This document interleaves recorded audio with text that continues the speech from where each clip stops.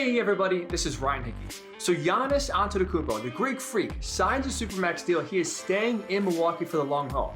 I'm curious your thoughts. Is this a good move by Giannis? Can he win a title with the Bucks? Comment below.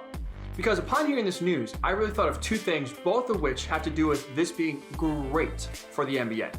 First, competitive balance remains intact. Think about the common theme, especially in free agency, that's happened over the past few years. Star players want to play with other star players, right? LeBron and AD, Kyrie and KD, Kawhi and Paul George.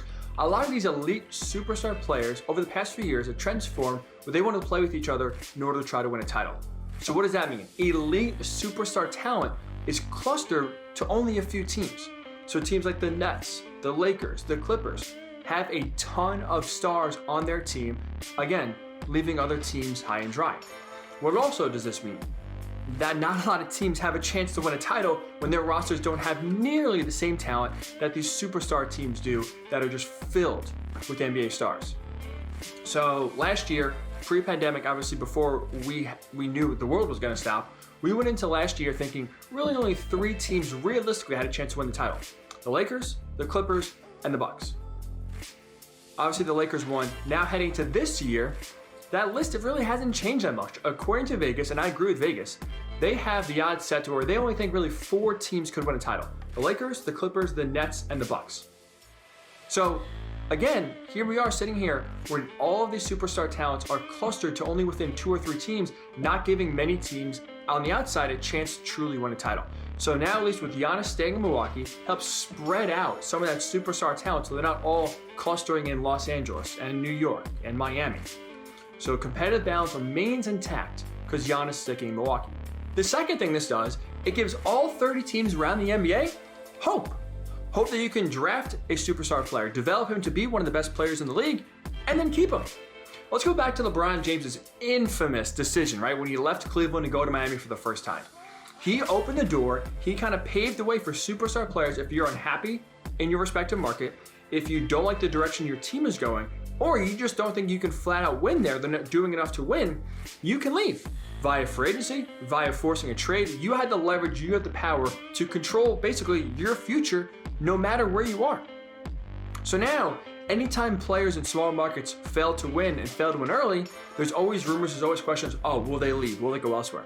No better example of this than with Giannis and the Bucks just last year. Let's go back to the bubble, right? They were eliminated from the playoffs. Seconds after the Bucks lost and were eliminated in the playoffs without even reaching the conference finals, what happened? Memes started circling the internet of Giannis in a Heat jersey, Giannis in a Warriors jersey, and we started speculating where could Giannis end up heading into the final year of his contract. What this does, Giannis signing the contract, the Supermax, to stay in Milwaukee. So this gives markets like Milwaukee, Charlotte, Orlando, Memphis, Utah, hope that they can find a great player in the draft, develop him to be one of the best players in all the NBA, and then not worry, not have to sweat, not have to have sleepless nights thinking that your player, your favorite guy is going to go to a bigger market. He's going to go to a team and team up with another superstar who has more resources, has more money, who maybe is more inclined to try to win a championship. You can have hope. You can rest on your laurels and rest your head on the pillow easy at night that guess what? Giannis stayed in Milwaukee. That's a precedent where a superstar player stays in a smaller market. So if you're a Jazz fan, or if you're a Memphis fan with Ja Morant, if Ja Morant develops into a great player, you can rest easier than maybe before that, hey, you know what? Giannis stayed in Milwaukee, maybe now we can convince Ja to stay in Memphis and win here. So it sets a precedent of almost the opposite of what LeBron James did, right? LeBron James opened the door for players to leave and basically go wherever they want.